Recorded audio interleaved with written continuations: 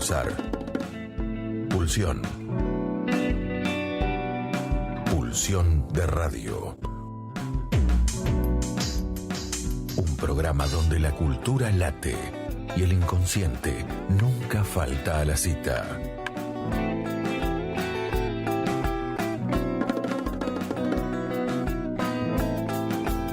Conducción y producción: Gabriel Pulice, Luis Di Santo y Diego Yaiche.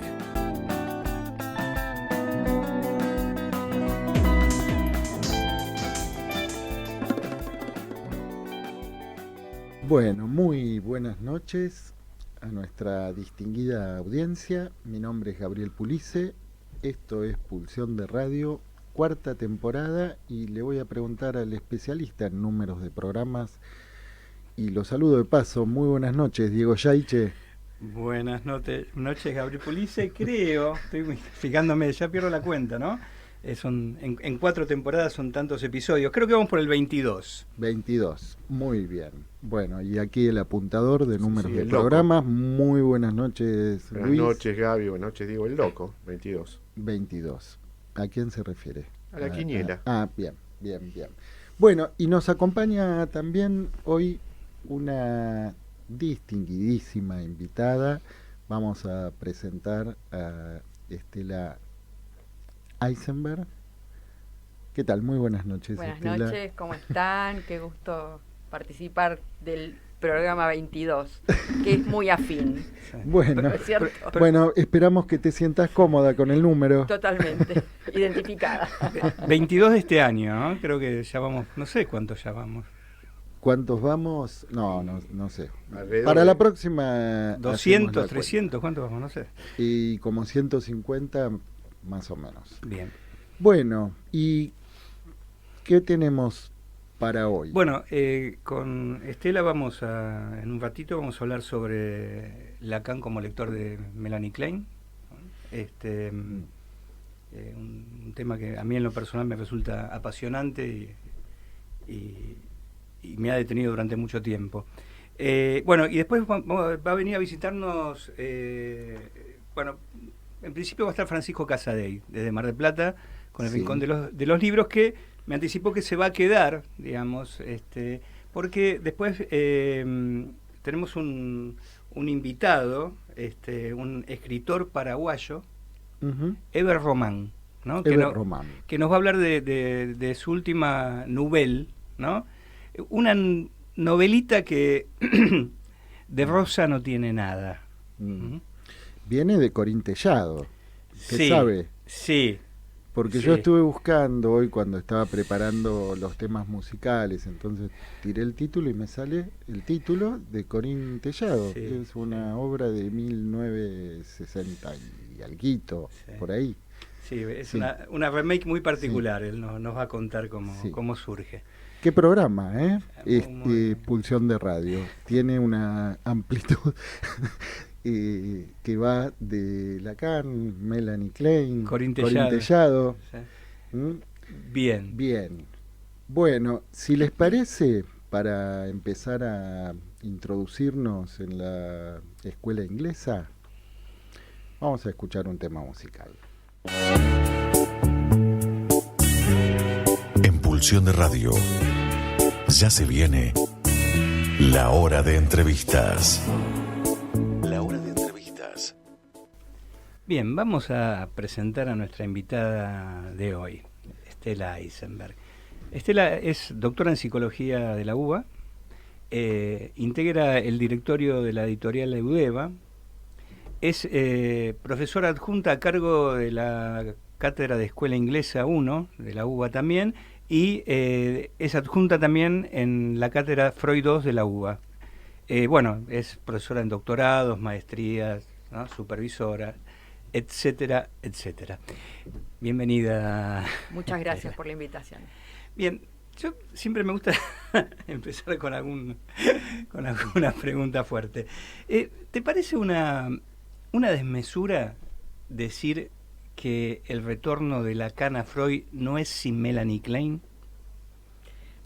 Para nada, digamos. De hecho,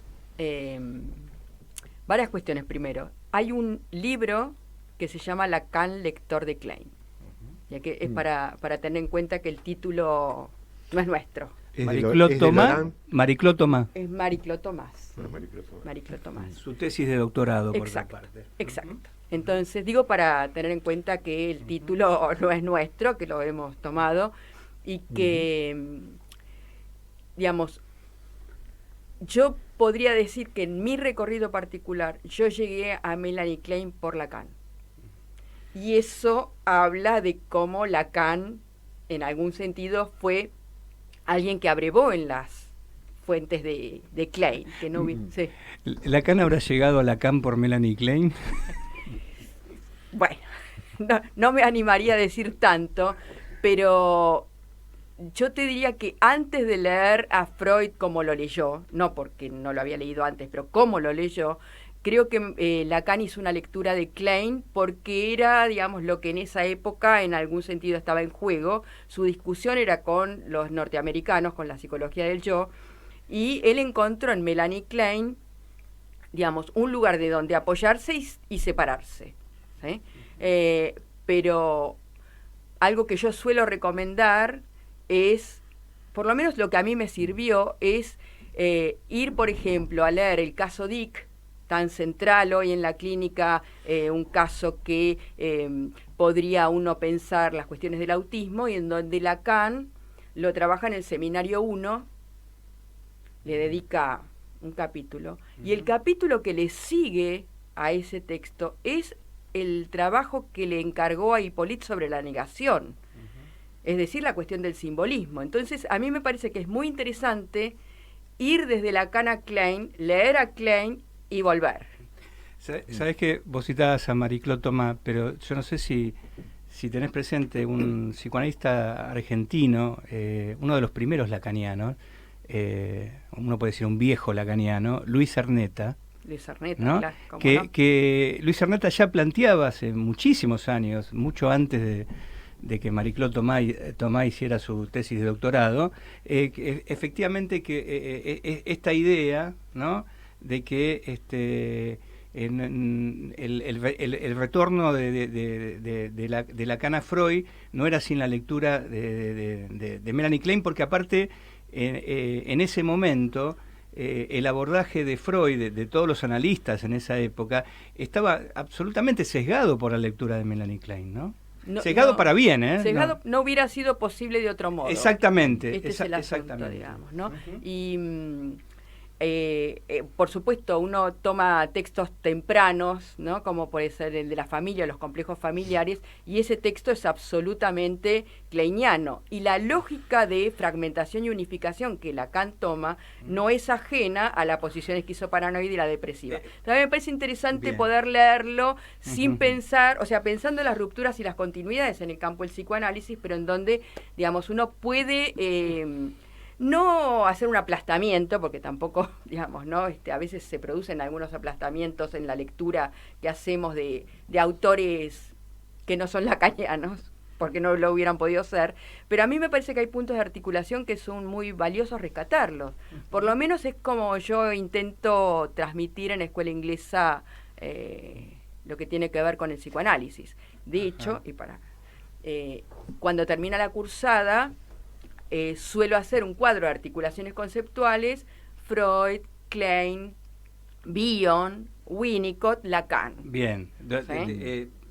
Bien, me parece que estoy absolutamente de acuerdo, porque efectivamente otros dos autores que incluso permiten pensar algunas cuestiones de la transferencia son Winnicott, pero sobre todo Bion, ¿no? Yo tengo siempre, no sé si la recordás, esa frase de Bion de que el analista tiene que ocupar un lugar sin memoria y sin deseo. Sin memoria y sin deseo. Y hay que decir que el aporte de Bion es insoslayable, porque es el primero que trabajó con letras por fuera de la significación, ¿no? Al que le interesa lo que tiene que ver con la función materna, que él ubica la dimensión de Reverie, le adjudica funciones con términos que son letras, ¿no? La función alfa, el elemento beta, ubica la psicosis del lado de aquello que no pudo ser tramitado por el aparato de pensar que presta la madre, digamos, hay cuestiones muy interesantes O sea en que esa teoría había- del pensamiento. Había leído al último Lacan. Es que yo creo que las formalizaciones de Bion son el primer intento de formalización y que Lacan leyó a Bion a tal punto de que ese texto, hay un texto que no me acuerdo cómo se llama de la psiquiatría inglesa, no me acuerdo ahora el título, en donde se pregunta por qué los ingleses triunfaron donde los franceses fracasaron en la guerra, digamos, ¿no? Y hay que recordar que Bion fue soldado. Exactamente, bueno, pero es excelente lo que planteas, porque justamente ese texto es producto del primer encuentro posguerra, cuando Lacan viaja, efectivamente porque viaja a Londres a ver esta pregunta, ¿no?, que se hacía por qué los ingleses habían triunfado, y ahí es donde se empieza a conectar por primera vez con Winnicott, con Bion, etcétera, ¿no? Claro, sí. Y ¿vos no te parece que está un poco entre los lacanianos, un poco, no quiero decir negado porque es muy fuerte, pero un poco soslayado esta interlocución de Lacan con la escuela inglesa? Te diría que sí, porque sería un poco negadora si no ubicara eso. A mí me parece que hoy ya, por lo menos lo que yo me propongo es como volver a tomar, digamos, no porque yo sea kleiniana, porque claramente no lo soy, digamos, ¿no? Volver a visibilizarlo. Claro, digamos, Claro. poder enriquecer algo, así como nosotros estudiamos las referencias de Lacan en filosofía, pensar que no hay referencias en el mismo campo del psicoanálisis es como, ¿no? Es como llamativo. Y sabes Sí. que hay algo que a mí me ha llamado mucho la atención del lado de los kleinianos, ¿no? Sí. Bueno, Lacan siempre está, bueno, en primer plano el estadio del espejo, ¿no? Sus desarrollos sobre la metáfora paterna. En los kleinianos la fase esquizoparanoide y la depresiva, las posiciones esquizoparanoide y depresiva, etcétera.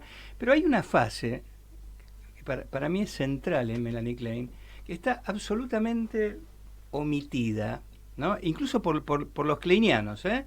Hay muy pocos trabajos de los kleinianos que se detienen ahí y que justamente Lacan se detuvo ahí. Y eso le trajo algunos problemas con la traducción de Melanie Klein que le habían encargado, que es la famosa fase femenina de Melanie Klein. Oh, por favor.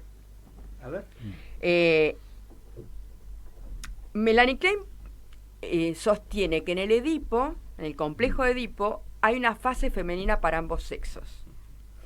Es decir, no una fase masculina para ambos sexos, que en todo caso podría ser una lectura un poco rápida de Freud, pero como para Melanie Klein hay diferencia sexual anatómica, hay una diferencia de los sexos, hay una fase femenina para ambos sexos, y la fase femenina para ambos sexos está en relación justamente a la maternidad. Exactamente, perfecto lo que decís, porque en realidad eso de femenina habría que ponerlo entre comillas. En realidad sería una especie de fase materna. Fase materna, exactamente.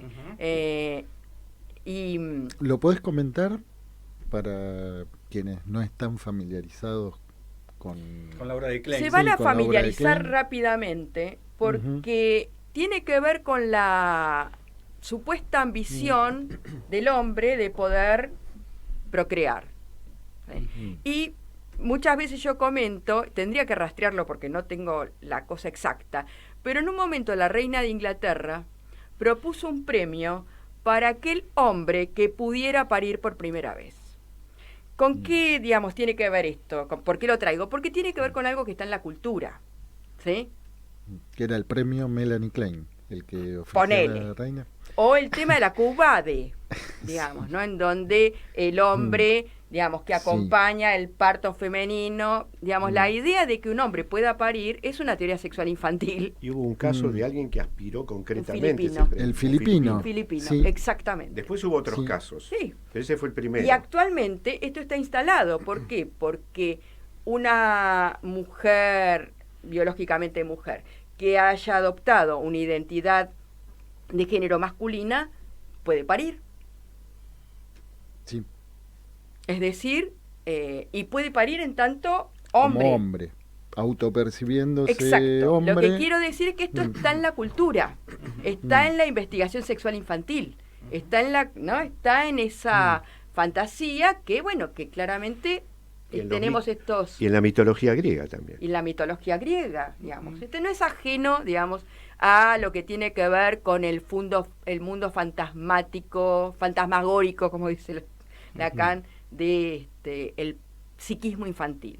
Digamos, ¿no? Y Estela, ¿no? Está en la cultura, ¿no? Me parece interesante, porque justamente en la fase femenina, al menos como lo rescata Lacan, justamente Lacan logra encontrar al padre no en la familia, ¿no? Sino podemos decir en las imagos, ¿no? Donde puede decir el padre está desde el vamos. Y el ejemplo justamente es la fase femenina con la famosa ecuación del pene que representa, ¿no? Tomando de Abraham, ¿no? Esta idea de que lo parcial representa la totalidad, y justamente una de las características es la cuestión, la famosa cuestión del pene paterno en Melanie Klein, ¿no?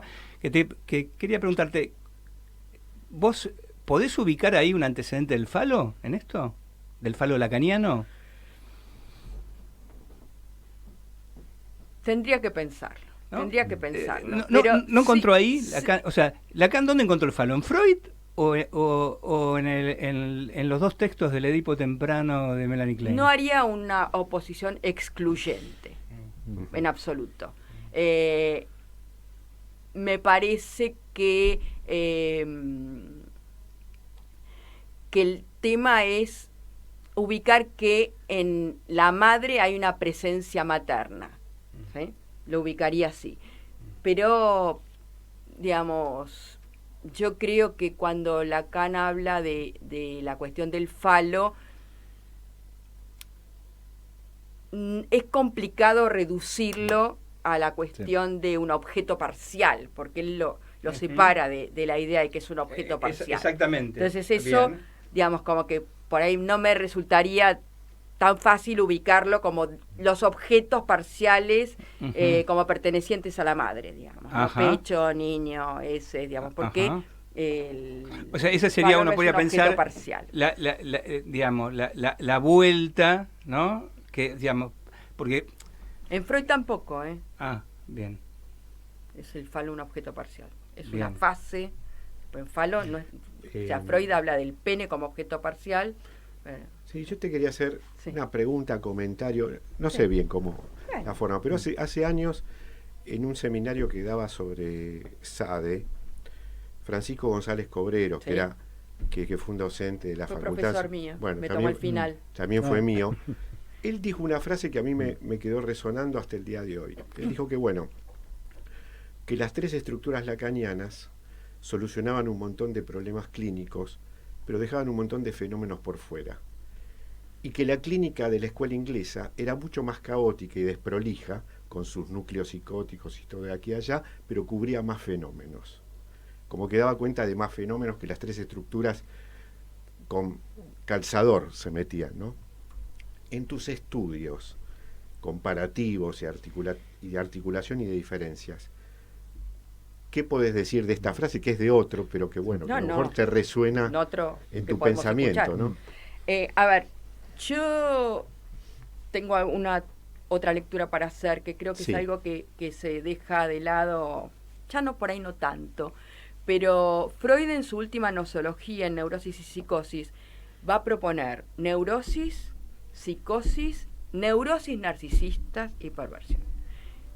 Y las neurosis narcisistas, digamos, no es algo que en la lectura de Lacan se ubiquen. Y lo toma por la vía de la hipótesis del conflicto, ¿no? El yo y la realidad exterior para la psicosis, el yo y el ello para la neurosis, el yo y el super yo para neurosis narcisistas. La perversión es la gran ausente, hay que decir que no la ubica ahí. Pero bueno, entonces, por un lado me parece que hay que incluir también las neurosis narcisistas, melancolías, neurosis graves y todo aquello que no se ordena por la vía de lo sintomático ni por la vía de lo forclusivo. Eso por un lado. Por otro lado, Yo creo que el término núcleo psicótico, Por dar un ejemplo. pero no lo tomo justamente, es lo que para Melanie Klein le quedaba por fuera de los sentidos, por fuera del sentido, por fuera de lo tramitable. Entonces, Lo loco, por decirlo de alguna manera. y un poco más. Ajá. Lo no tramitable de la pulsión de muerte, por ejemplo. Lo no tramitable de la pulsión de muerte. La envidia, por ejemplo. ¿Sí? ¿Sabes que me gustó cómo quedó? Lo loco y un poco más. Bueno, Porque es como algo que no termina tampoco de conceptualizarse de una manera precisa, ¿no? Exacto. En este programa 22, ¿no? Como habíamos anticipado. ¿Viste? Que es lo loco y un poco Un poco más. Es un programa 22 Claro. y un poco más. Y entonces, Sí. ya que nos metimos con esto que escapa al sentido, a la significación, podemos ir un poco a Winnicott, ¿no? Porque a mí hay una cosa que me parece que apunta a una de las cuestiones cuando vos presentaste el libro de Oscar Quiroga, mencionaste una cuestión que es central en la lectura de Lacan de Melanie Klein. Que yo creo, mi opinión es que el Seminario 4 es una lectura de Melanie Klein, de punta a punta, no es solamente el Juanito, sino que es una lectura de las dos posiciones, etcétera, etcétera. Y justamente ahí aparece la cuestión de la nadificación simbólica, ¿no? Que a otros le dan otra traducción, algunos hablan de aniquilación, bueno, son tecnicismos, ¿no? Y justamente otro de los temas que aparece ahí es el tema de la anorexia mental, que para Winnicott, por lo menos en la última etapa en sus últimos años, tuvo un valor muy importante, ¿no? De hecho, hay cita un caso de una anorexia mental que él dice que le enseñó muchísimo, y entre otras cosas que le enseñó, ¿no? Es lo que él llama el derecho a no comunicarse, ¿no? Como un núcleo, él lo ubica como un núcleo del self, ¿no? Que dice que cuando los analistas entran en furor curandis, ese núcleo resiste, ¿no? Y que efectivamente no es lo mismo no poder comunicarse que tener derecho a no hacerlo. Y entonces él casi lo deja como una especie de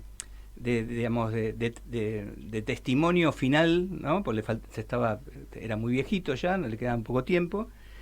Pero esto aparece a partir de la anorexia mental, ¿no? Y justamente, ¿no? La cuestión esta me parece que retorna en esto que va a elaborar Lacan, que vos los traes y ubicabas alguna consecuencia de esto, de esta noción de nadificación simbólica. A ver, ¿puedes decirnos algo de esto?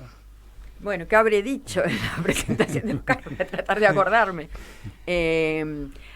Yo creo que, digamos, cuando hablé de la nadificación, por lo menos para retomar el término, una cosa es ubicar la desustancialización del sujeto, digamos, ¿no? Que no se trata de una sustancia, que no estamos en la línea cartesiana de res extensa, res cogitans, digamos, ¿no? De mente-cuerpo, y en donde, bueno, como la cosa de la sustancia cobró mucha pregnancia en los últimos tiempos, ya sea la sustancia gozante, el cuerpo como sustancia, la cuestión de la subjetividad, a mí me parecía muy interesante poder pensar la dimensión de la desustancialización, de la nadificación. Y Lacan hace un juego con el apólogo de Ulises, ¿no? Cuando ataca al cíclope y dice nadie no es nadie, ¿sí? Pero en algún sentido ese nadie responde, y eso es lo que tiene interesante, lo cual no significa que haya que darle una encarnadura. Me parece muy interesante lo que dijiste, no solamente lo que dijiste, sino cómo lo relacionaste, porque ante la pregunta de Diego, vos pusiste en contexto lo que habías dicho, ¿no? Que era en conversación con. Muchas veces cuando se lee a Lacan, se lo lee de una manera religiosa, frases, ¿no? Sentencias, y no se tiene en cuenta con quién se estaba peleando, a quién le estaba contestando, o sea, para poner en contexto realmente eso que a veces aparece como una verdad pesada. ¿Pudiste pescar algo de esto dentro de la escuela inglesa? Que muchas de esas afirmaciones fuertes eran conversaciones o discusiones con otras posiciones? Eh, En el contexto en que se afirmaban ciertas cuestiones, ¿no? Porque Que podía ser una puya, o sea, que alguna cuestión... porque nosotros hablamos de escuela inglesa, pero bueno, hay un montón de autores que no eran exactamente lo mismo, ni tenían la misma posición. Klein, Winnicott. no, ¿no? bueno, pero Melanie Klein se peleaba abiertamente, no tenía pulgas en la lengua. O sea, uno lee el simposio, ¿no? En donde ella, punto por punto, rebate a Anna Freud sin pudor. Sin pudor. Bueno, Melanie Klein tenía su cuota piadosa, digamos, entonces ¿no? eso, ¿no? Sí, sí. Algunas de las afirmaciones que terminan siendo como conceptos, como cuestiones teóricas, ¿son realmente tienen ese peso o son contrapunto con otros autores, como también esto se puede encontrar en Lacan, ¿no? Pero que en general se lee casi a la letra, ¿no? Me hace recordar ciertos encuentros, de leer a la letra. En la escuela inglesa algo de esto se puede pescar, porque tenemos menos lectura, porque es como algo del pasado. Yo creo que parece. hay una diferencia respecto de las producciones de Melanie Klein, vamos a tomar, y las producciones de Lacan. Lacan tiene interlocutores de disciplinas muy variadas Ujú. y muy estudiadas, y creo que en ese sentido no tiene la misma posición o la misma formación que a lo mejor tuvo Melanie Klein. La posición de digamos, Lacan era un enciclopedista en algún sentido. Entonces yo creo que la formación de Klein en ese punto es distinta, Ujú. digamos, ¿no? Y Melanie Klein tenía como interlocución la medicina y la época, la guerra. El tema de la guerra en escuela inglesa es palpable todo el tiempo. La idea que tienen de la pulsión de muerte como agresión y destrucción, la idea, yo siempre planteo esto, que una vez establecida la idea de la sexualidad infantil, para Melanie Klein ya estaba establecido y para el mundo psicoanalítico estaba establecido. Una de las preguntas era las razones del odio en la condición humana, Estela, por la guerra y el nazismo. te propongo que este tema Ok. lo retomemos Bueno, sí. a la vuelta de un tema musical. Bueno, sí, ok. Bueno, vamos a seguir con la escuela inglesa. ¿Qué escuchábamos, Gabriel? Bueno, recién escuchábamos a los Beatles en Live in the BBC y antes escuchábamos a The Clash, Something About England. Algunas cositas sobre Inglaterra. Creo que podemos continuar. Bien, esto que decías, ¿no? Que el interlocutor o un gran interlocutor de Melanie Klein era la guerra. A ver. Sí, Y de Winnicott también, ¿no? de Winnicott y de Bion, Claro. que fue soldado y prácticamente Sí. hizo su trabajo en las trincheras, digamos, ¿no? Yo, como hipótesis, digamos, ¿no? Porque si uno toma los textos de Klein, su insistencia en el sadismo, su adhesión a la pulsión de muerte, cuando Freud había planteado que sus discípulos, digamos, retrocedieron y Melanie Klein toma el guante, yo creo que no es ajena a hacerse la pregunta acerca de cuál es la razón del odio en la condición humana, digamos, ¿no? Una vez que la sexualidad estaba aceptada, ¿no? Se sabía, digamos, la preocupación de Melanie Klein no es cómo se sexúa al niño, es cómo tramita el odio, cómo tramita la pulsión de muerte, como condición para la vida, ¿no? Por eso la cuestión de la expulsión de la pulsión de muerte y la incorporación, la introyección, por eso la división entre lo malo y lo bueno. Y cómo insiste, ¿no? La pulsión de muerte. Digo, por la proximidad de las dos guerras, ¿no? Era algo que el contexto invitaba a pensar. Exacto, también, ¿no? la guerra, la entreguerras Y aparte, y el nazismo, digamos, aparte como el huevo de la Inglaterra, serpiente. Gran Bretaña, estaba asediada. Era el último territorio que quería conquistar el nazismo, que no lo logró. O sea, estaba bombardeada. De casualidad no lo logró. Sí. Bombardeada, la gente dormía en los subtes, o sea, la tenían Lo- ahí mismo. sí. Sí, Melanie Klein se exilió 11 años antes Sí. que Freud. O sea que el exilio y la guerra han tenido para mí una intervención directa en su producción. Bueno, el exilio de las niñas y niños, ¿no? Que, bueno, como una medida, digamos, de una Claro. política pública, ¿no? Winnicott trabajaba con Winnicott los trabajaba los con niños esos evacuados chicos, de guerra, claro. Bion con los soldados en la trinchera. Melanie Sí. Klein armando teoría acerca de cómo tramitar la pulsión de muerte. O sea que, Aparte, Sí. esto de Bion como soldado debe haber tenido lo suyo, porque en una de las revistas del campo freudiano, que reeditó este texto de la psiquiatría inglesa y la guerra, creo que se llamaba, estaba la tapa ilustrada con Bion de militar, de militar. que había sido oficial o algo por el Dos estilo. veces se presentó, la primera vez, o sea, nosotros tenemos que pensar que pertenecer al ejército británico tiene un valor que no es lo mismo que cualquier otra cuestión de eso. Es servir a la reina, y más Bion nació en India. O sea que hay una cuestión de pertenecer y de servir a la reina muy activamente y como caballero, digamos, ¿no? Como con honores. Y, o sea, se propuso entrar a la guerra, no es que le tocó ir a la guerra. Y fue a la guerra como psiquiatra. O sea que no es menor esa participación. Y eso lo llevó a trabajar con grupos, ¿sí? Por una cuestión de economía de recursos, pero no solo trabajó con grupos, sino que hizo producción teórica, los estudió a los grupos. Entonces, ¿no? Porque Freud también estudió la masa, pero no hizo de eso una práctica, como le hizo Bion. Es muy, muy rica. Sí, una práctica clínica. Una práctica clínica. Además, que es importante esto que situás, ¿no? Que es, bueno, trabajó con grupos también porque era algo que pedía la situación, ¿no? ¿Sí? Entonces, pero no se restringió a que fuera un recurso económico, sino que hizo de eso un estudio. Claro. Entonces, en este sentido, esta caracterización que vos haces, esta parte de influencia en el psicoanálisis inglés debido al contexto histórico y las posiciones incluso personales de vida de algunos de los más relevantes teóricos. Pudo haber sucedido, a diferencia de otros momentos de escuelas psicoanalíticas donde se encontraron con cosas que después tuvieron que conceptualizar, que primero las abordaron y después las conceptualizaron, en vez de al revés, donde se va a algo con un aparato teórico y conceptual más o menos armado, sino que a la inversa.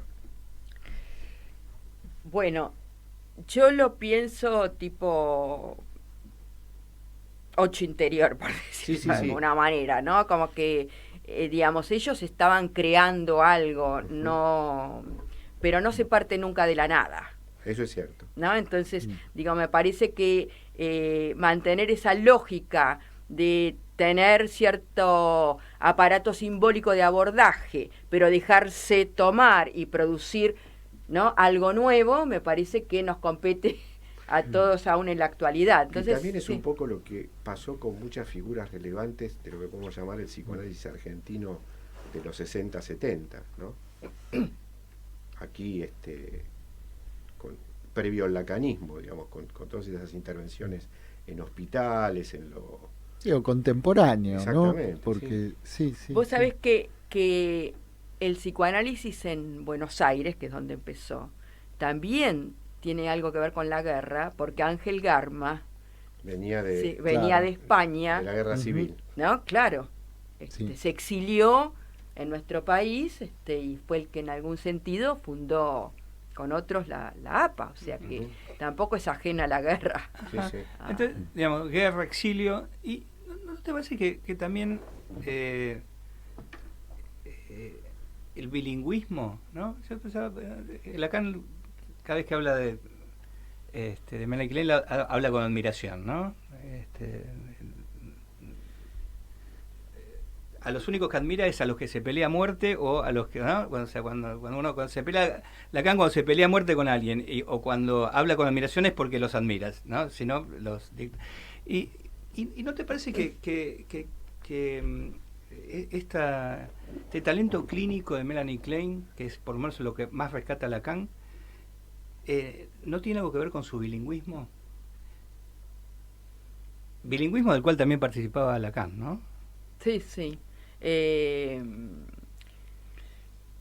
Yo creo que la digamos, hay algo que caracteriza a Klein, que es su osadía, digamos, ¿no? Es una mujer osada para separarse, osada para lanzarse, y ha tenido, yo creo que un buen analista, que es Ferenczi.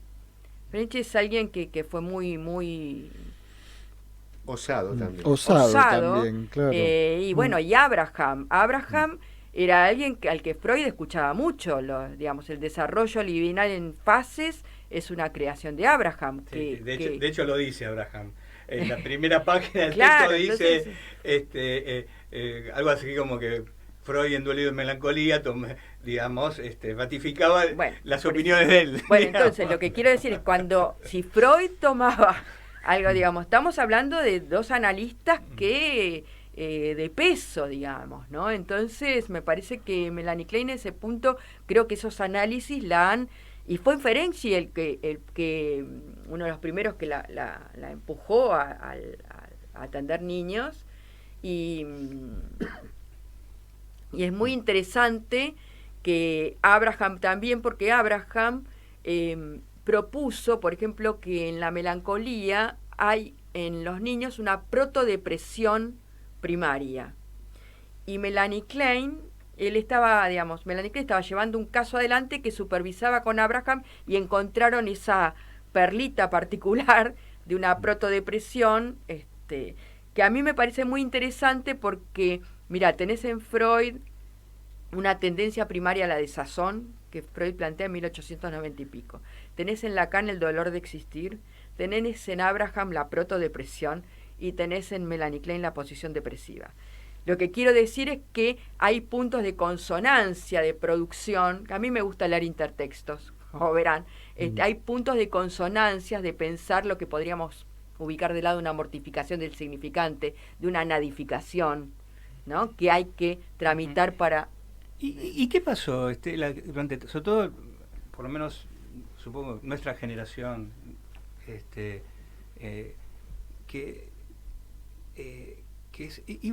la formación en la universidad, en la Facultad de Psicología, por lo menos en la época nuestra, iba en una dirección absolutamente opuesta a esa?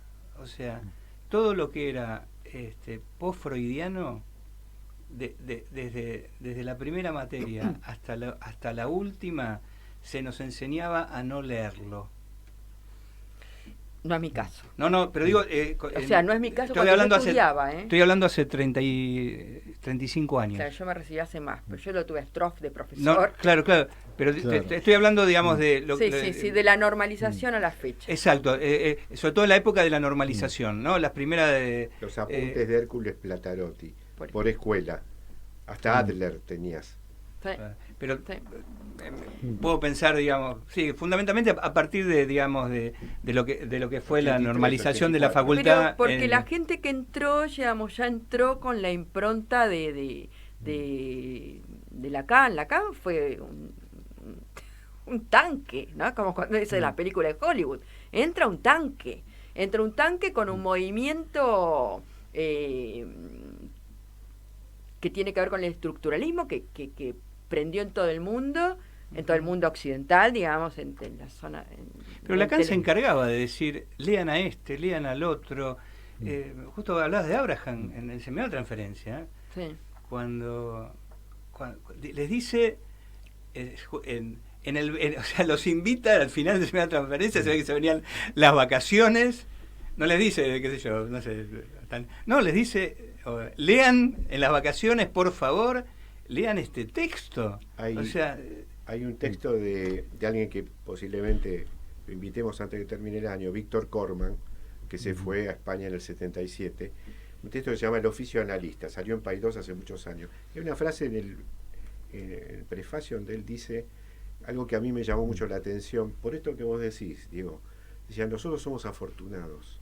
Tenemos un terreno del psicoanálisis, un humus que hace 100 años que está labrándose, ¿no? Como diciendo, todos los autores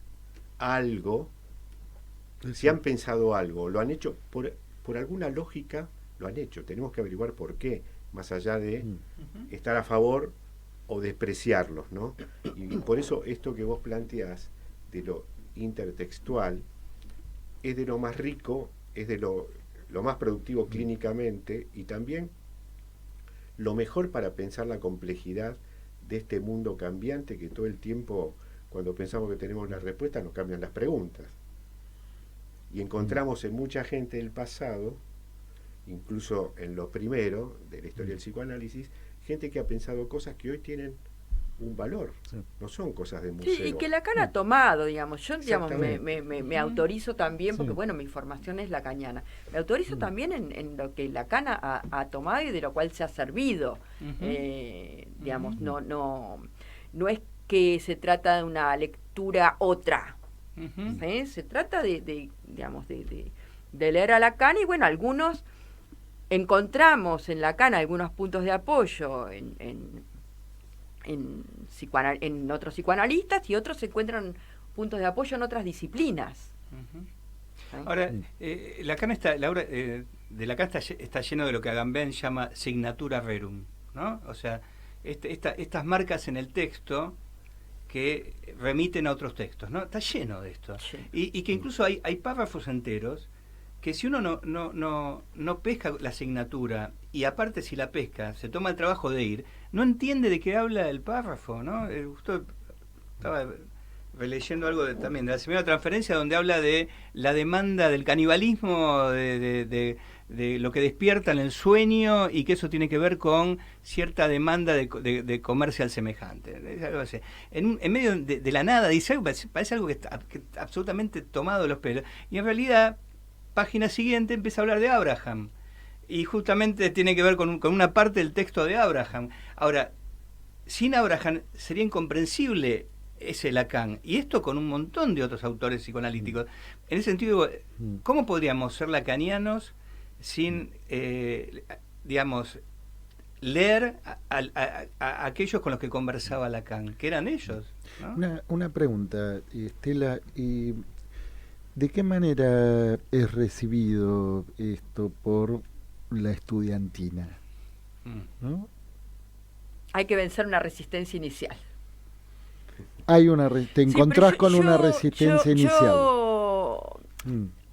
Y la tuve yo también, ¿eh? No es que, porque, o sea, es tan distinta la lectura, ¿sí? Es distinta la lectura, es distinta, digamos, los desarrollos de los textos, es distinto. Y a veces puede producir un efecto de... ¿Distinto a qué te referís? Distinto a la prosa de Freud, distinta al cuidado, ¿no? Que Freud a uno lo va como seduciendo, como envolviendo. Lacan es como uno lee un erudito, uno lee a Melanie Klein, y como yo digo, es como no tiene pelos en la lengua. Sí, pero, digamos, en español va a los bifes. Va a los bifes. Y es brutal. Es brutal. Sí. Y eso Lacan lo dice. Es brutal. También en toda esa orientación inglesa, ¿no? No es la única. Lo que uno encuentra al leer, que esos analistas hablan mucho más de sus intervenciones que el resto de los analistas. Uno agarra desde la página 1, tenés el Meltzer. caso, todos los casos así recortados, todos. Meltzer todo cuando habla de sus casos, eran batallas campales. Sí. O sea, yo decía, debía tener un pintor de cabecera, porque después de cada sesión tenían que pintar el consultorio. O sea, Sí. Pero sí. me interesaba Bueno, pero entonces esto lo que decías, yo hago, ¿no? lo que Sí. yo hago es, lo primero que hago es ubicar a Melanie Klein como lectora de Freud. Porque no solo Lacan leyó a Klein, sino que Klein leyó a Freud. Entonces, ¿cuál es la lectura que Klein propone de Freud? Entonces voy entrando de a poco y les pido que lean después de escucharme. Sí, una suerte de propuesta genealógica. ¿no? Bueno, sí, porque Klein es una lectora de Freud y lo transforma, y esa transformación permite una clínica con niños y una clínica con la psicosis. Esa nomenclatura de la cual ella parte, que es una nomenclatura psiquiátrica, esquizoparanoide, funda un campo posible de tratamiento con la psicosis. No, como yo digo, si ustedes hagan cuentas con números romanos, necesitas otra nomenclatura para hacer operaciones. Entonces, poder nombrar de otro modo funda un campo en el cual ella puede operar. Y por otro lado, les digo esta cosa de que hay que perder la idea, que ya la perdió Freud, la partimos con Freud, del niño angelical. El niño freudiano no es un angelito, el niño kleiniano es un niño tomado por sus demonios de la pulsión de muerte. ¿Sí? Sí. Y basta con ver los cuentos infantiles para poder pensar el psiquismo de un niño, ¿no? El cuco, el hada, la bruja, esos personajes. Sí, y ahí vos sentís que se logra de pronto captar ese interés. Mira, es una materia electiva y siguen viniendo. Ah, ¿No es cierto? bien. Es una materia electiva. Sí, hay que elegir a Klein, ¿eh? ¿Escuela inglesa es una materia electiva? Es una materia electiva. Sí, claro. Es una materia electiva que es como, bueno, como decimos, el eslabón perdido entre Freud y Lacan. ¿Sí? El eslabón perdido está ahí. Entonces, bueno, siguen viniendo. Algún interés hay. Yo lo que trato es de que no piensen específicamente psicoanálisis con niños, porque entonces eligen niños, ¿no? Clínica con niños, inglesa. Y me parece que hay que darle como, ¿no? Está la psicosis, está las neurosis graves, está. Y a nivel de posgrado, no, porque ahí posgrado no. Escuela inglesa, digamos, es yo una estoy materia. En la maestría, pero no, dentro de la maestría de psicoanálisis no hay escuela inglesa. Y a nivel del doctorado tampoco. No. No, por lo menos, debe haber psicoanalistas que dan algo que tenga que ver con la escuela inglesa, pero no de escuela inglesa. Bueno, te doy una idea, porque si no hay, a lo mejor. Es llamativo, ¿no? Sí. Hace poco leí un artículo de la APA, que era del 90 y pico, donde alguien trabajaba el tema del fantasma en Freud, Klein, Lacan, y algún que otro autor que ahora se me olvida. Entonces ponía las conceptualizaciones, hacía cuadros comparativos de diferencias, de articulaciones, ¿no? Como que en ciertos lugares hay una interlocución todavía. Sí, con igual en la EPA cada vez más reducida, ¿eh? O sea, en la EPA todavía Winnicott tiene algún lugar, Bio en algún lugar, Bio en bastante lugar, pero Melanie Klein cada vez menos en la APA. En general, digamos, la APA, hoy yo digo, su tótem es Green, ¿no? La APA lee a Green fundamentalmente, ¿eh? Como, ¿no? Green, cualquier cosa es Green, digamos, ¿no? Pero bueno, pero todavía Winnicott y Bion tienen un lugar, pero Melanie Klein, muy poco lugar en la Asociación Psicoanalítica Argentina. Pero miren, cada vez que nosotros hacemos cierre de cuatrimestre, hacemos un encuentro virtual, digamos, lo hacemos, ¿no? Con Juan de Olazo, de Francesa, y trabajamos Freud, Klein y Lacan. Y la última que hicimos para el cuatrimestre pasado fue de la fantasía al fantasma, y trabajamos Freud, Klein y Lacan. ¿Pero publican esas cosas ustedes? No. No nos da otra idea, te todo. damos otra idea. No, la vida para sí. No, bueno, pero de paso, por si llega a escuchar el programa, Juan de Olazo, le mandamos un saludo y le avisamos que le vamos a hacer llegar la invitación, ¿no? Claro, porque, claro. Y que cuente lo que hacemos. Claro, sí, Así porque... como tenemos varias reuniones que subimos a YouTube, donde hablamos es el encuentro entre escuela inglesa y escuela francesa, y lo armamos nosotros. Es que vos comentaste, está en YouTube, por ejemplo, el de la fantasía, ¿no? Sí. Bien, bueno. Muy bien. Nos quedan los últimos minutitos, micrófono libre, lo que quieras decir, redondear, mandar saludos, lo que quieras. Me dejas el micrófono libre, es un problema.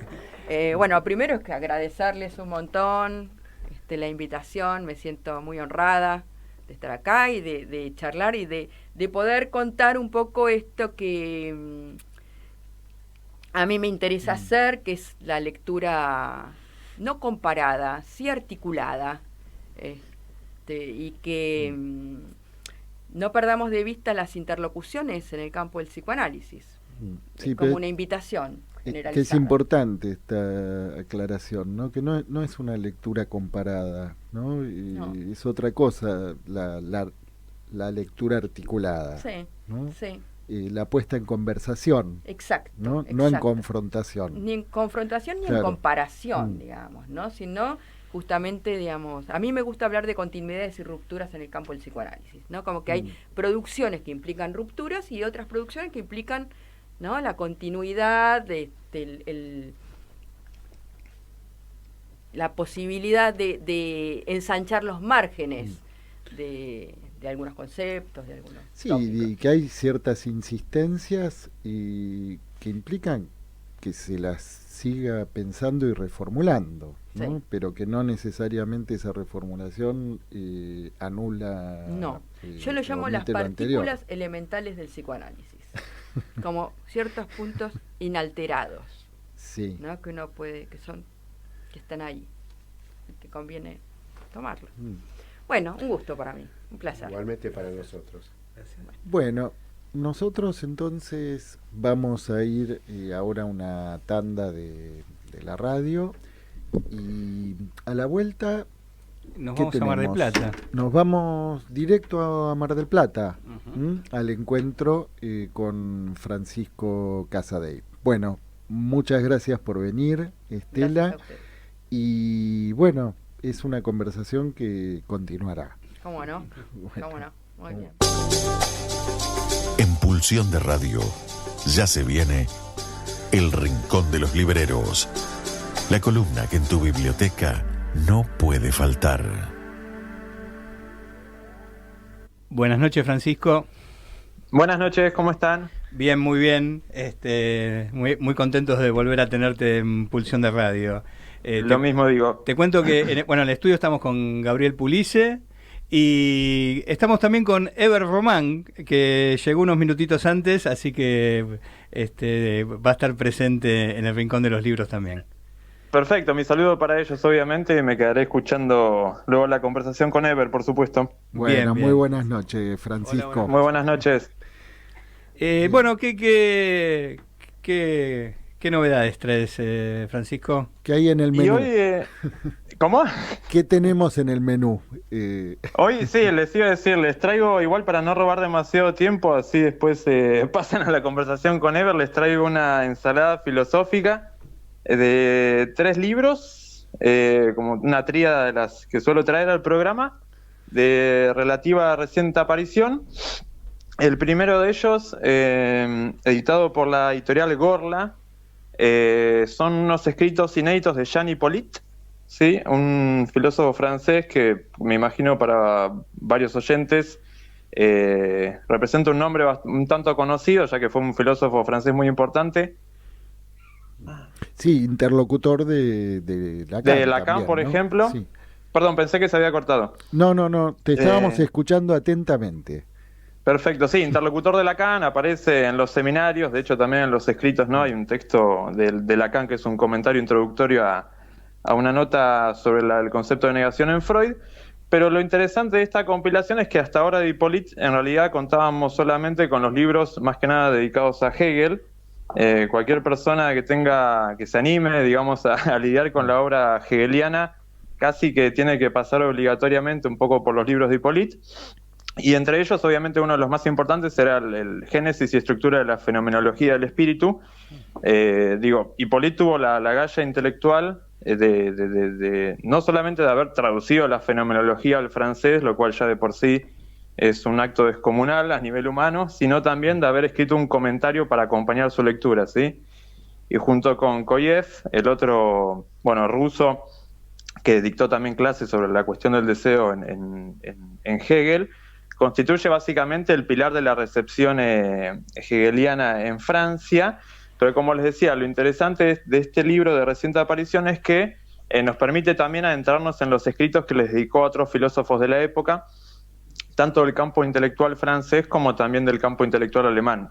Básicamente Husserl y Heidegger por el campo alemán, y en el caso francés, más bien todo lo que tuvo que ver con la escuela filosófica que abrió en su momento, en términos de fundación intelectual, Henri Bergson, pero también el existencialismo francés, más que nada asociado a Sartre, ¿cierto? Así que vuelvo a repetir, para cualquier persona que esté mínimamente interesada un poco también en este rol intelectual tan importante que tuvo Hippolyte en la cultura filosófica y también, bueno, psicoanalítica de la época, es realmente un compendio imperdible, sobre todo porque Hippolyte lo que tiene, para también quienes duden a la hora de leer filosofía, es un escritor súper claro que permite realmente atravesar terrenos conceptuales muy complejos con una prosa realmente muy, muy agradable. Lo mismo vale obviamente para el libro que les comentaba, Génesis y estructura de la fenomenología del espíritu. Como les digo, es una guía casi indispensable para acercarse un poco a una de las obras fundamentales de Hegel. Y Francisco, ¿qué editorial saca esta compilación? La editorial es Editorial Gorla, ¿sí? En realidad este libro apareció en simultáneo con otro libro que merece ser mencionado, que es un curso inédito de Merleau-Ponty sobre el concepto de naturaleza. Son una serie de transcripciones de seminarios de Merleau-Ponty, otro gran filósofo francés, en este caso sobre la cuestión de la naturaleza, y que, como les digo, apareció en simultáneo con esta compilación de Hippolyte, Editorial Gorla. ¿Y qué nos puedes decir de esta editorial? La editorial en realidad, tiene líneas muy diversas de publicación. Yo la conocí principalmente porque en su momento publicaban bastante material de filosofía alemana, ¿sí? Bastantes textos inéditos de Lukács, ¿sí? El filósofo húngaro, pero también, por ejemplo, publicaron una muy buena traducción de la tesis doctoral la de que sería la tesis de habilitación, si no me equivoco, de Walter Benjamin sobre el drama barroco alemán. Y también literatura alemana decimonónica bastante peculiar. Pero bueno, evidentemente también están dirigiendo la brújula hacia otros campos de la filosofía contemporánea francesa, y eso la verdad que está buenísimo. Bien. Habías hablado de otros ingredientes de esta ensalada filosófica. Sí, ahora dejamos a Hippolyte de lado, pero para mantenernos un poco en la filosofía francesa, solo que más contemporánea, y vuelvo con un libro de una autora que ya he comentado, que se llama Catherine Malabou. En este caso, un libro publicado en colaboración entre Palinodia, que es una editorial chilena, y La Cebra, que es una editorial nacional. Es un libro que se llama Metamorfosis de la inteligencia, del coeficiente intelectual a la inteligencia artificial. ¿Sí? Así que salimos de Hippolyte, nos metemos en un tema de suma relevancia contemporánea, que es obviamente el de la inteligencia artificial. Y este libro en particular de Malabou, que es una de sus últimas obras, y por lo tanto también una traducción muy reciente, en los debates de inteligencia artificial. A ver, ahí se está cortando un poquito el audio. A ver ahora. Bueno, ¿podemos pasar un tema musical y establecemos contacto? ¿Te parece, Gabriel? Vamos a un tema musical y volvemos en un momentito. Bien, regresamos después de este pequeño intervalo musical. Francisco, ¿estás ahí? Estoy, ¿me escuchan? Bien, ahora sí, perfectamente, sí. Nuevamente. Perfecto. Disculpen, no sé qué pasó. Bueno, me quedé hablando, colgado en la nada. Cuestiones de la inteligencia artificial. Bueno, nos estabas contando de esta autora. ¿Podés recordarnos un poco quién es esta autora? Sí, por supuesto. Catherine Malabou es una filósofa francesa, discípula de Derrida, trabajó mucho tiempo con él, de hecho escribió una tesis doctoral sobre Hegel, guiada por Derrida, y siempre tuvo como una preocupación muy grande, sobre todo por la biología y las neurociencias, ¿sí? Uno de sus libros, por lo menos más conocidos, se llama ¿Qué hacer con nuestro cerebro? Ya tiene casi unos 20 años desde que se publicó, y siempre trabajó mucho, incluso con una pata muy anclada en el psicoanálisis, la relación entre filosofía, psicoanálisis y neurociencia, ¿sí? Tratando de hacer un cruce entre los tres campos, y en este caso, de alguna manera hace lo mismo, pero obviamente en torno a la cuestión de la inteligencia artificial, para también refutar lo que ella misma reconoce que eran las tesis cerradas de su libro anterior, que les comentaba, ¿Qué hacer con nuestro cerebro? Ajá. Donde, bajo su propia mirada, había opuesto de una manera demasiado dicotómica y rígida la vida orgánica o la vida biológica y la vida cerebral justamente a los automatismos de todo lo que tiene que ver con el desarrollo tecnológico y la máquina, ¿sí? Ella misma reconoce que es casi una resistencia propia de la filosofía el no querer renunciar a su propio concepto de inteligencia, ¿sí? Tal como se ha desarrollado históricamente a lo largo de siglos, frente justamente al avance de tecnologías actuales como la de la inteligencia artificial. De hecho, ella, en las primeras páginas del libro, recupera esta extensa cita de Freud, en la que habla de las 3 heridas narcisistas que tuvo que sufrir la humanidad hasta ahora. ¿Sí? La primera, la de Copérnico, en torno obviamente en torno al rechazo de la Tierra como centro del universo. Luego Darwin, ¿no? En torno a la cuestión evolutiva. Ahí se cortó de nuevo. Ahí se nos ha cortado nuevamente la conexión. A ver. Se nos Se cortó nos nuevamente cortó la de conexión. Ahí estoy. Ahí Sí, está. ahora sí. Ahí estamos. Cuidado Ahí con la está. oreja, que podés estar tocando el Sin silenciador. querer, evidentemente estoy moviendo Mantenelo, cosas sin ponelo querer. en altavoz y mantenete lejos. Bueno, dale, te escuchamos. Ahí está. Como les decía, recupera esta cita de Freud, en la cual obviamente la tercera herida narcisista es la que le inflige el psicoanálisis al yo, ¿no? En la medida en que no es amo en su casa, etcétera, lo que ustedes ya conocen. Y la cuarta herida sería justamente la que provoca el desarrollo de la inteligencia artificial, en la medida en que pone en cuestión todo lo que dábamos por supuesto en torno a las capacidades de nuestra propia inteligencia humana, ¿no? Esto es justamente lo que para ella origina de alguna manera esta resistencia filosófica, que no solamente es filosófica, frente al concepto de inteligencia artificial. Y su apuesta, por lo menos en este libro, consiste en curarnos un poco de ese temor o de esa reacción un poco fóbica, de la mano de lo que ella ofrece como una reconstrucción del concepto y la idea de inteligencia desde fines del siglo XIX hasta la actualidad, ¿sí? Es un librito bastante breve, pero que contiene una genealogía realmente muy, muy interesante y muy crítica en torno a la mayor parte de los intentos más relevantes de este último siglo y medio, que tratan de definir, ¿no? Ubicar y encasillar qué significa o qué representa la inteligencia humana, pasando ya sea desde la creación de los tests, ¿no? Para medir la inteligencia, ¿sí? Los tests de inteligencia, los intentos de derivar la inteligencia en términos biológicos, ¿sí? De los genes humanos, obviamente desde una perspectiva muy determinista, hasta llegar a la actualidad, en la cual, como ya dije, la inteligencia o el concepto de inteligencia vuelve a ser puesto en cuestión justamente por, ya sea la capacidad de simulación computacional, el desarrollo de los algoritmos, obviamente el espacio interconectado de la red, etcétera, etcétera, etcétera, ¿sí? Sí, y la inteligencia artificial generativa, ¿no? Exactamente. Sí, como ese salto cualitativo, ¿no? Exactamente. O sea, la propuesta de ella consiste obviamente en suprimir la mayor parte de los juicios de valor que inmediatamente nos hacen tomar posición frente a estos desarrollos, para volver a pensar, como les decía, la articulación entre lo que ella llama la vida biológica y la vida simbólica, ¿sí?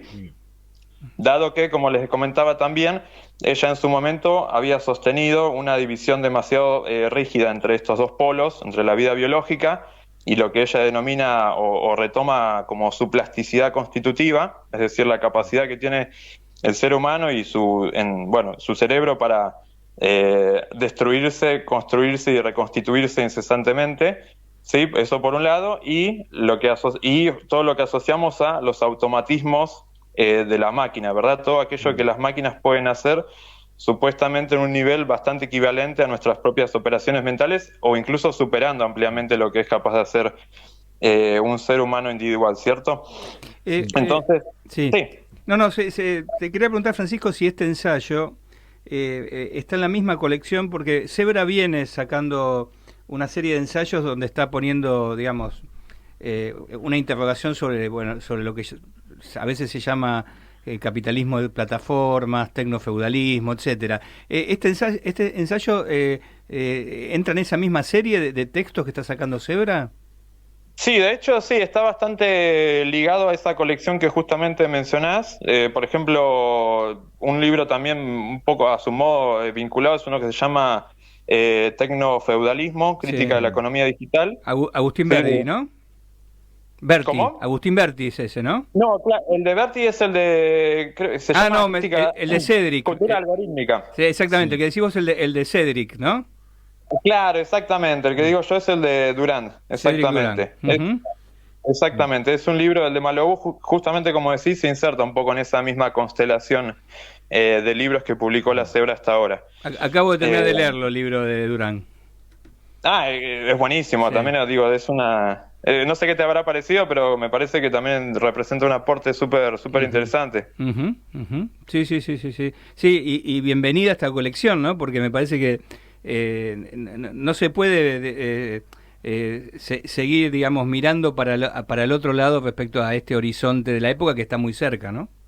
No, en absoluto. Lo que tiene también de ella en particular en torno a esta cuestión, como les decía, es que al suprimir cualquier juicio inmediato que automáticamente podamos hacer, ya sea tecnofóbico o tecnofílico, optimista o pesimista, trata justamente de abrir un horizonte distinto sobre cómo pensarnos a nosotros mismos a través de estos desarrollos tecnológicos, para tampoco entrar en pánico y creer que esto, en tanto herida narcisista, representa algo así como un apocalipsis total, ¿no?, de nuestras capacidades humanas, sí, o nuestro desarrollo, etcétera. Que es un poco la posición medio, yo digo, conservadora que tiene Sadin, ¿no?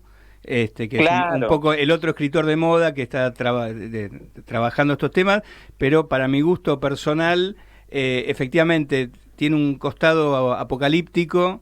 Y detrás de ese costado apocalíptico hay una cierta posición conservadora de todo pasado, ¿no? Fue mejor, ¿no? Fue mejor, sí, exacto. Tal cual, un poco lo de Malabú consiste en suspender ese pánico que a su modo Sadin transmite, para también, como decía, esta metáfora de la herida narcisista realmente a ella le sirve mucho y extrae su potencial, porque la mayor parte de estas reacciones casi defensivas tratan como de preservar algo así que sería la esencia de lo humano que se está perdiendo, la esencia cultural que está mutando y que ya de alguna manera tenemos que ir abandonando, etcétera, ¿no? Y todo lo que se plantea justamente es una especie de avance impersonal y automático de estas tecnologías que tenderían a aniquilar nuestra subjetividad, ¿sí?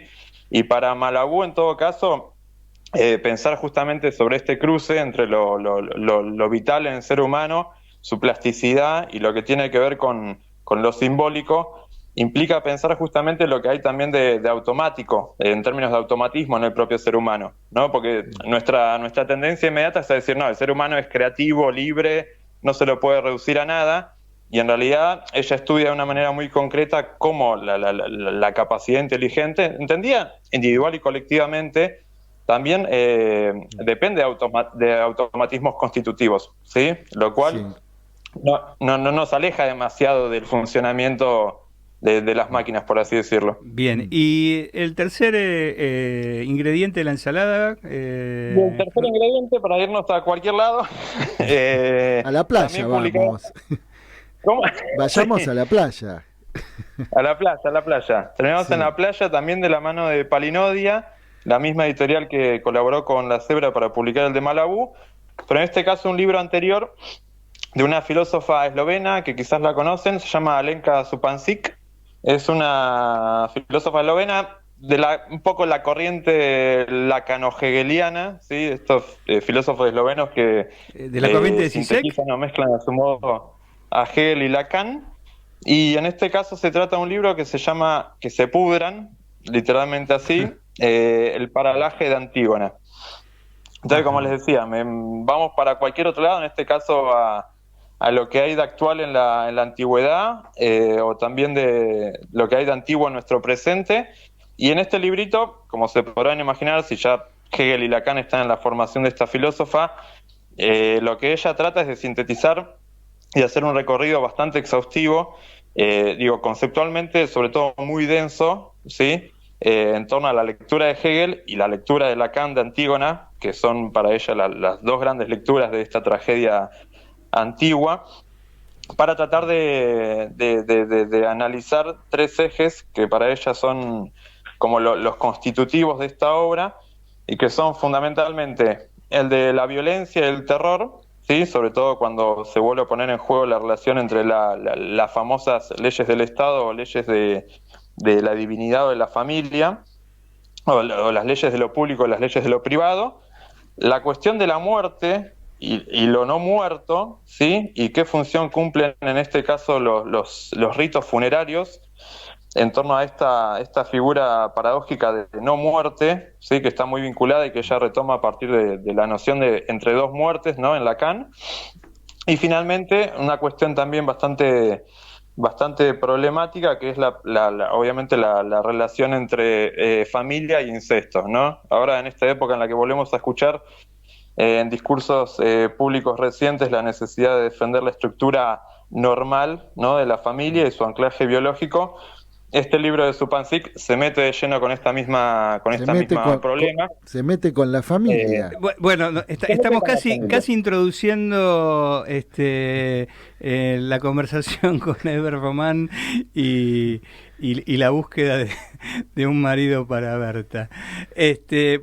Bien, Francisco, bueno, te invitamos a que te quedes en línea escuchando, si querés intervenir, preguntar, digamos, obviamente estás acá en el estudio. Le vamos a pedir al operador si puede pasar la cortina de la agenda cultural y ya empezamos a hablar con Eber Román. En Pulsión de Radio,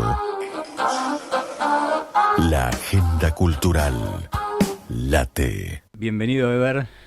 Hola, buenas tardes. Estoy muy contento de estar acá y gracias por la invitación. Bueno, vamos a presentarte, Eber, a nuestro público, digamos. Eber Román, yo no sé si se puede decir, es un escritor paraguayo. Naciste en Paraguay, ¿no? ¿En qué parte de Paraguay? Mariscal Estigarribia se llama. Es un pueblito que está camino a Bolivia. Es desértico, monte, seco, menonitas, indígenas y colonias así de Europa del Este, que hay algunas. Y hay pocos paraguayos y militares también ahí. En la zona. Bien. Bueno, como la cosa de la frontera. Una ensalada también. Claro, la cosa de la frontera, que los milicos van ahí a defender la patria. Ajá. O sea, la patria se erige en las fronteras, como ocurre siempre. O sea que sos alguien de frontera, fundamentalmente. Y podría decirse. Creo que Paraguay mismo es un lugar de frontera. Culturalmente quizá tiene una definición en los usos de una lengua indígena, pero después está atravesado por otros países. Hay una parte que es brasileña, una parte que es argentina, una parte que es boliviana, y la parte donde estoy yo, que es un poco cualquier cosa, sí, porque ya queda muy lejos de la civilización, es como muy casi en extramuros. Y pues, la idea de Paraguay, o sea, es bien trans, es un lugar de tránsito, no sé, de drogas, de tráficos diversos. No se caracteriza el país como algo fijo o un territorio. Igual una frontera es un territorio también. Así que... Bien. Pero ¿vos decís que hay un Paraguay argentino? ¿Cuál? La zona cercana a Misiones, Formosa. Sí, Formosa. Pero eso no es una Argentina paraguaya. Es un país propio, igual las fronteras son... Claro. Bueno, de este lado sería al revés, claro, ¿no? Sí. Digo, porque la cultura es muy... Claro. Sí, es verdad. O sea, ¿cómo lo miran? ¿No? Bien. Sí, bueno, decíamos que entonces Eber es escritor y realizador audiovisual también, ¿no? Tal cual. Bueno, publicó los libros de cuentos Osobuco y Falsete y las novelas Serenos en la noche y Resistencia. Bueno, texto ha sido traducido al alemán, francés, inglés, italiano, portugués. Wow, ¿no? Y muchos de estos textos están en antologías tanto en América como en Europa, ¿no? Bueno, como realizador audiovisual, después te vamos a preguntar un poco de qué se trata. Okay. Tenés dos documentales. Esa casa... ¿Puedo contar sobre eso un poquito? Sí. Es una película que hicimos, o sea, que hice como estudiante de la UNA con unos compañeros sobre la casa de Fresco, que era como el proyecto de Perón. El Perón iba a ser Fresco, que fue gobernador de la provincia de Buenos Aires, y tenía su casa en Aedo. Bueno, la casa de la familia de él, o sea, le quedó a la familia y después terminó siendo un baldío, una casa abandonada, un aguantadero, restaurante, y ahora es una especie de centro cultural. ¿Dónde queda?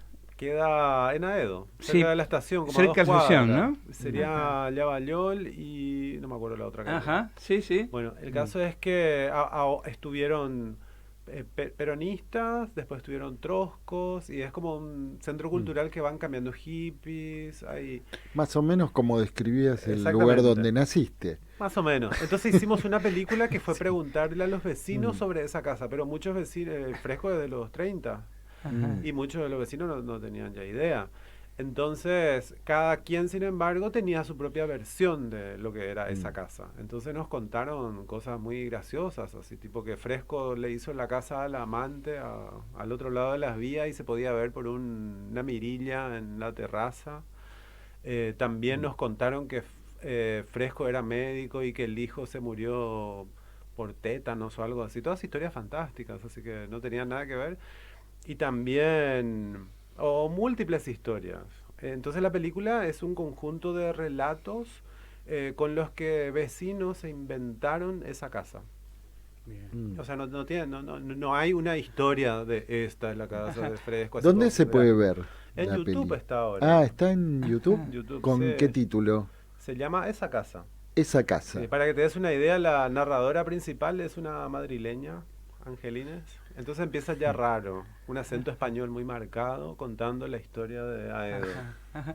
Ahora, evidentemente Aedo tiene alguna particularidad porque tu novela, no quiero decir rosa porque, bueno, le vamos a Tal preguntar cual. si es una novela rosa. Está ambientada en el oeste también, en Aedo. Bueno, hay momentos donde no se sabe dónde está ambientado, ¿no? A mí me hace acordar una película de la famosa película de Borges y Bioy Casares, sobre una ciudad, una Buenos Aires imaginaria. Por momentos parecería Buenos Aires, pero finalmente Un marido para Berta termina con algo sorprendente, porque no conozco novelas que terminen con como si fuera una carta con lugar y fecha. Claro, es verdad. Y ahí aparece Aedo también. Porque fue escrita ahí, fue escrita durante la pandemia y estuve viviendo en Aedo. De hecho, una de las casas de la novela es la casa donde vivía. Y uno de los personajes lo basé en mi espejo, el señor niño, así que es como sí. un ancianito con cuerpo de niño. Y la casa del señor niño es la casa donde casa vos donde vivías. estaba, exactamente. ¿Y tenías una tortuga? Había una tortuga, Catalina, que después la cambié por un perro. Y sí, es todo de ahí. Bueno, y la otra película es otra vertiente de mis actividades, que es de dar talleres de audiovisuales y de escritura en instituciones psiquiátricas. Ajá. Y fue una película de autoentrevistas de pacientes de una institución que la hicimos hace 6 años con pacientes. Es bastante interesante porque los propios pacientes cuentan sus historias. Hay, por ejemplo, una paciente que tenía los brazos de los cortes y empezaba la entrevista diciendo: de noche soy una mujer tigre que me lleno de arañazos. Bueno, ese tipo de relatos. Y me encantó hacer. La hicieron los pacientes filmadas con teléfono. Me gusta mucho trabajar con... Esto tiene mucho que ver con la literatura, con objetos un poco periféricos de la producción central de ese tipo de arte. Para el cine se necesitan cámaras, se necesita un tipo de producción particular, y a mí me atrae mucho el amateurismo, trabajar con dispositivos como teléfonos. Sí, que la materia prima surja más cerca del territorio. Claro, ¿no? algo así, y más... también que sea un poco tirada de los pelos la materia prima. Y en la literatura tengo un libro de fantasmas, tengo un libro de viajes, una novela rosa, un libro de cuentos políticos. Está por verse si es rosa, digamos. Bueno, ahora claro, pero me refiero a que los materiales no serían de la gran literatura. ¿Y tu aspecto de coleccionista tiene que ver con esto? Puede ser. Paré un poco de coleccionar zapatos y muñecas. Ahora ya casi no tengo.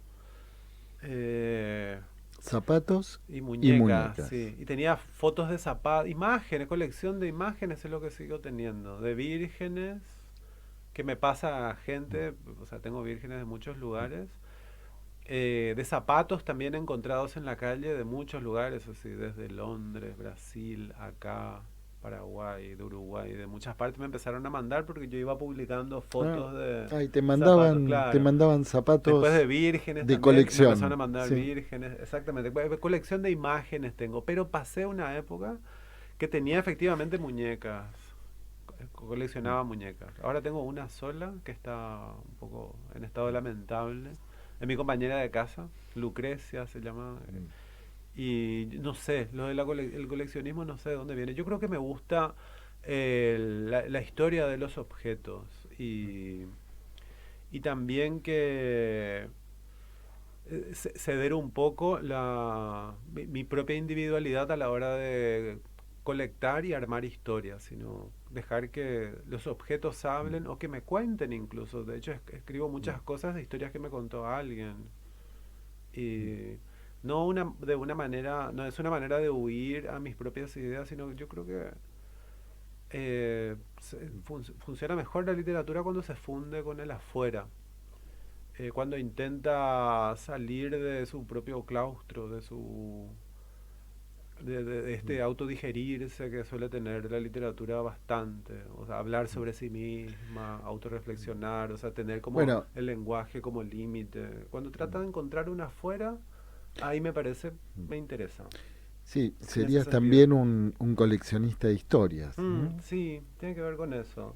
Me gusta bastante. De ahí que la última novela que salió en El Margen, Un marido para Berta, surja de Corín Tellado, de imágenes, de tapas de libros de Corín Tellado y de lecturas de qué sería una novela rosa, porque tampoco me aficioné a leer novelas rosas y me hice una idea de lo que sería una novela rosa y a partir de ahí escribí una. ¿Esa la leíste? No la leí. ¿Un marido para Berta? Nunca la encontré en YouTube un audiolibro. Pero nunca lo claro, hay un audiolibro. idea. Sí, porque yo les contaba hoy que estaba preparando los temas musicales, ¿no? Entonces, bueno, digo, a ver, voy a poner Un marido para Berta, a ver si aparece algún tema musical asociado. Y lo que aparece asociado es el audiolibro de Corín Tellado. Ahí, tal cual. No tengo idea si es igual, pero yo me imagino que sí, porque no le queda otra al libro. Tiene que parecerse al original para justificarse, no sé, imagino. Y creo que tiene que ver con un poco aferrarme a lo que ya hay y lo que ya circula. Lo que podríamos decir... Muchas veces traer géneros o formas de hacer literatura que no entraron dentro de ningún canon o ningún tipo de respetabilidad incluso. O que están así como con pinza los géneros, pero no me interesan los géneros en sí. Porque cuando escribí una historia de fantasma no es tampoco una historia de fantasma. La novela rosa tampoco es una novela rosa. ¿De qué trata la historia de fantasmas? Es sobre la historia de fantasmas, que se llama Serenos en la Noche. Es una casa tomada por... Sería como un fantasma ontológico o algo así. Como los restos ideológicos de la Argentina. Y algo así, sí, podría decirse. O sea, digo, importante, hablando de, ¿no? Hoy tuvimos con Francisco una ensalada filosófica. Digamos, en Un marido para Berta también hay un contenido filosófico importante, ¿no? Y justamente está aparece, por lo menos para mi gusto, más claramente en La casa de Aedo. Ah, claro, con esto de la velocidad. Absolutamente, me pareció, pero magnífico. Sí, bien del océano esa parte. Sí, yo creo que, bueno, no sé si creo.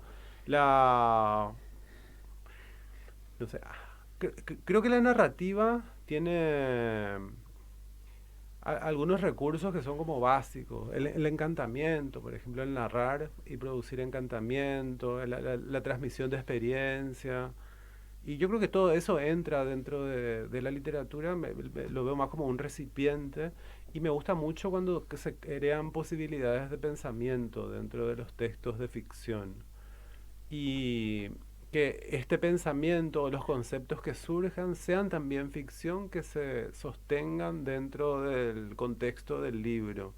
Quizá algunas ideas que están más o menos conceptualizadas en Un marido para Berta no sirvan para entender la vida fuera de la novela, pero sí me gusta cómo posibiliten el pensamiento y que por lo menos el procedimiento de cómo se produce ese pensamiento pueda aplicarse afuera, Sí, si hace falta. y lo interesante es que no parece como... Vos antes hablabas de la literatura que habla de sí misma, ¿no? ¿No? O sea, de la literatura que habla de literatura, ¿no? A mí lo que me pareció maravilloso es que efectivamente esto que tiene, uno puede decir, tiene un valor, ¿no? En el campo de las ideas, no es un pasatiempo, sin embargo no parece como algo incrustado. No. O sea, no es que, qué sé yo, no sé, en el medio de la novelita o pasás un aviso publicitario o un aviso filosófico, digamos, ¿no? Que a veces aparecen algunos textos donde, ¿no?, de golpe se pone a dar, ¿no? No, esto es algo absolutamente pertinente al momento, al momento, al argumento, a lo que está pasando, pero de golpe aparece algo que, wow. Desde el comienzo mismo de la idea, ¿qué es un marido? Porque eran cosas que yo no tengo mucha idea. Soy de una generación donde no hay muchos maridos, no abundan. Y sí abunda mucho el uso de la palabra un poco corrido, maridaje o ideas así. Sí.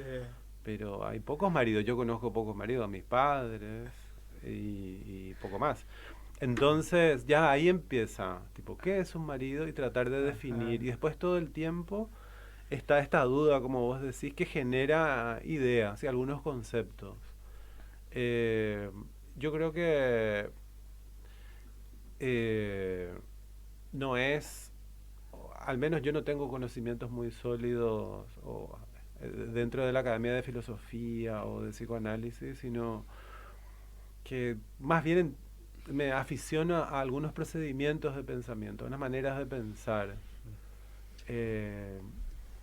Y es lo que trato de aplicar, y la ficción me ayuda a hacerlo, a pensar. Entonces todo el tiempo están pensando. Eso sí pasa mucho en otros libros míos. Un juego de Sí, pensamiento. se ponen como...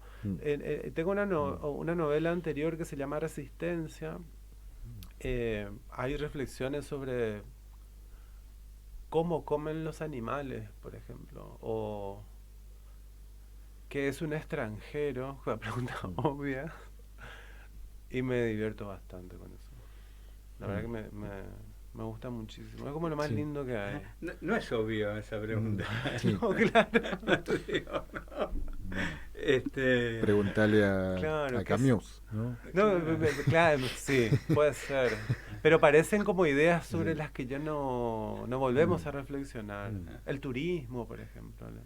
Sí. ¿Y qué, Vindicaciones del y turismo, qué, y eso me encanta. cómo experimentás vos la extranjería? Creo que es una cuestión ontológica.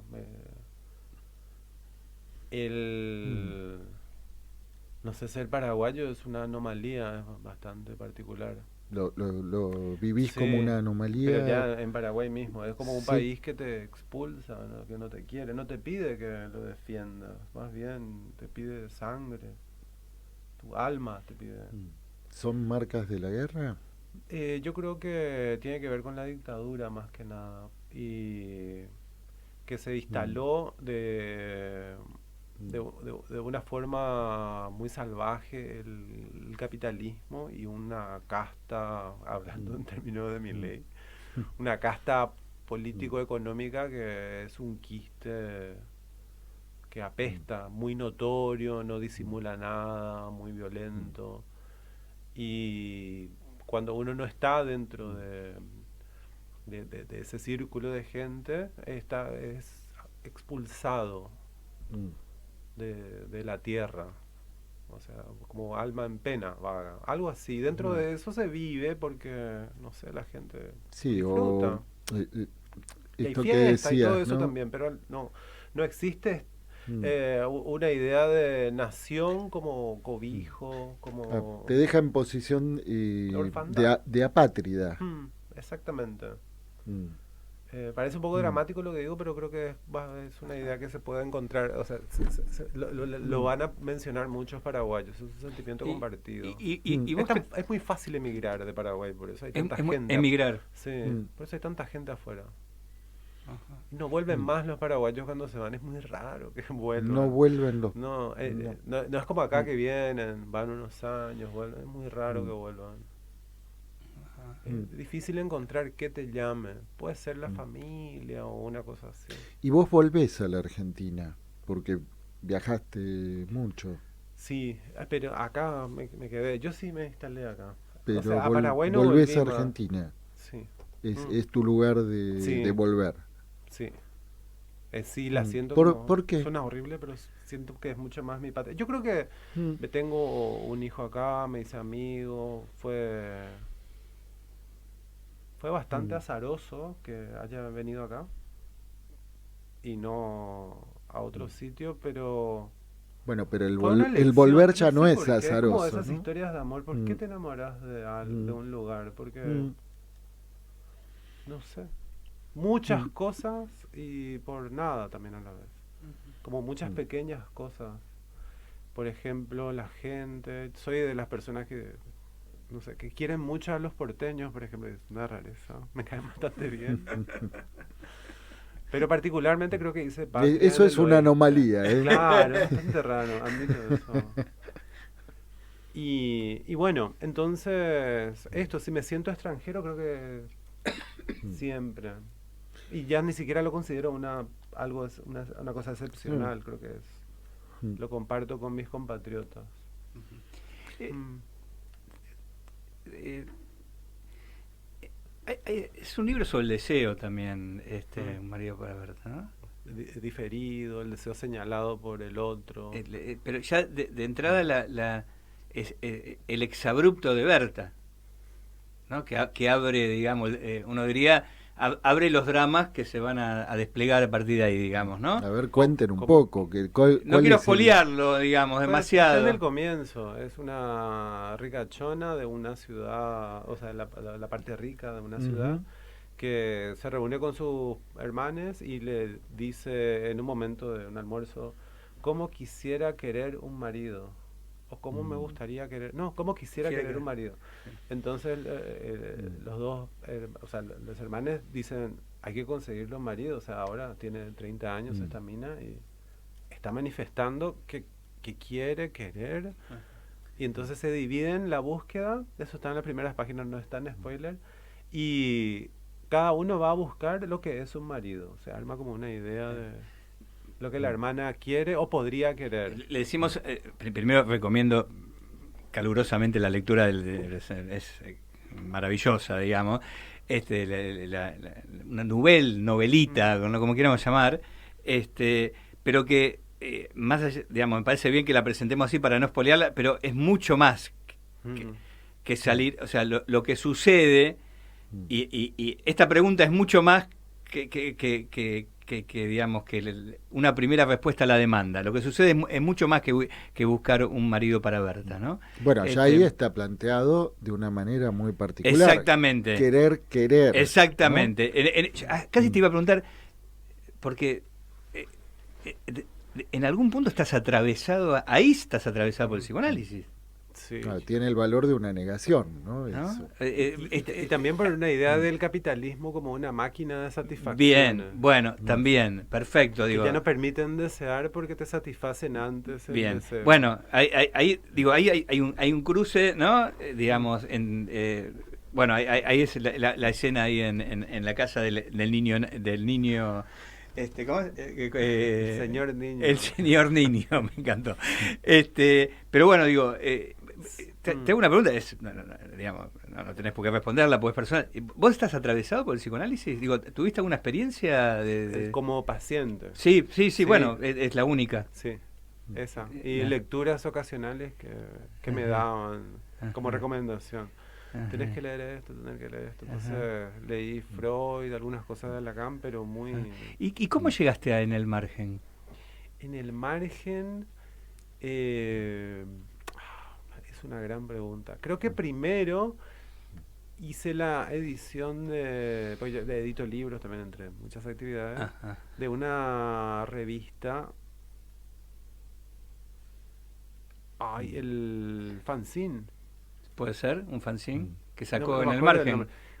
O me pidieron que haga el fanzine y después me preguntaron porque Elga y no me acuerdo quién más habían leído otros libros míos y un día Elga me dice, ¿tenés algún libro que tenga X tamaño más o menos que quieras publicar? Porque estamos publicando psicoanálisis y queremos publicar literatura.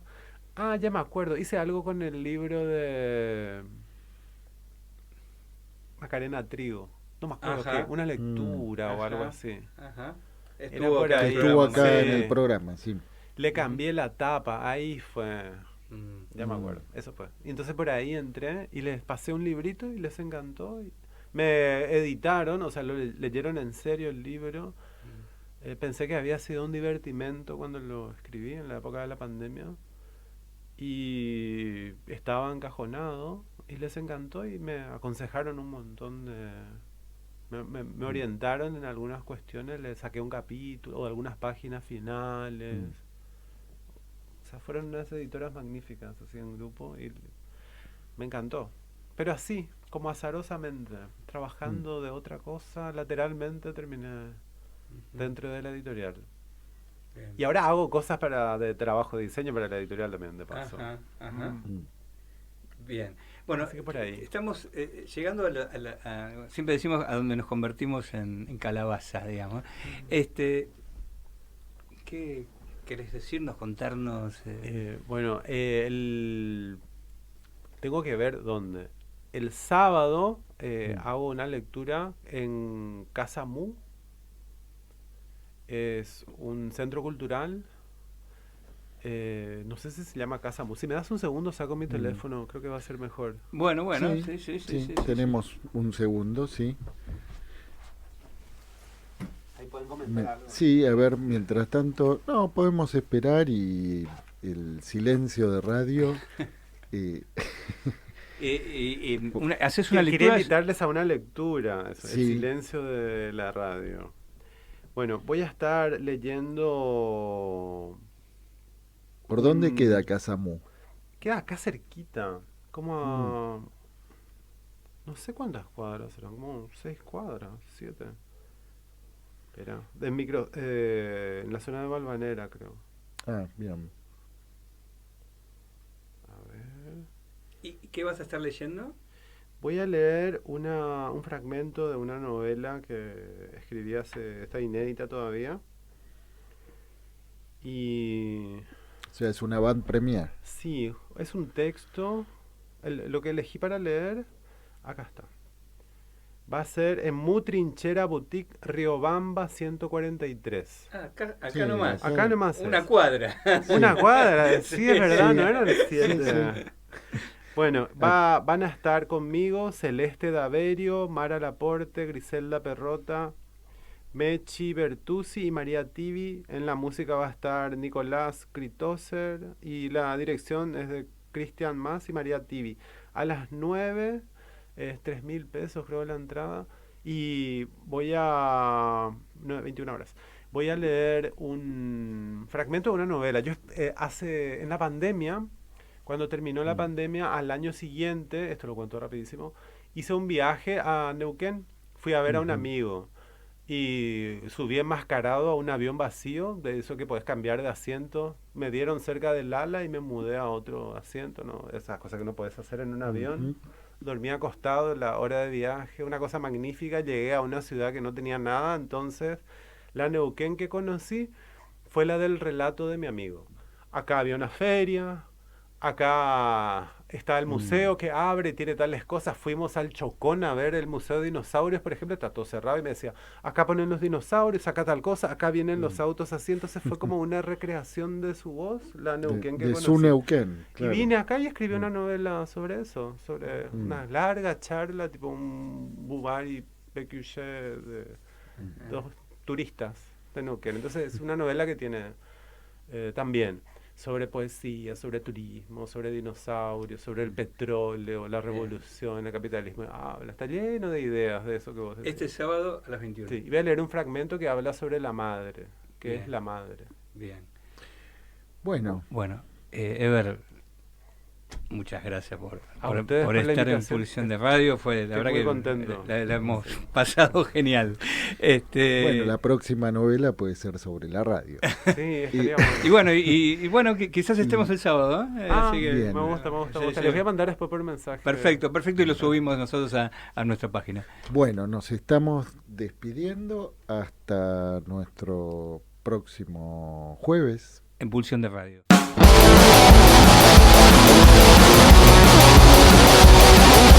Pulsión.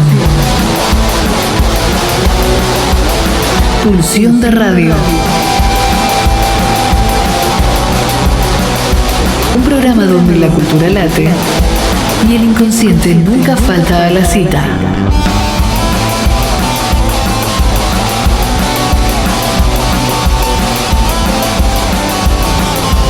Nos volvemos a encontrar el próximo jueves de 22 a 24 aquí, en la RZ.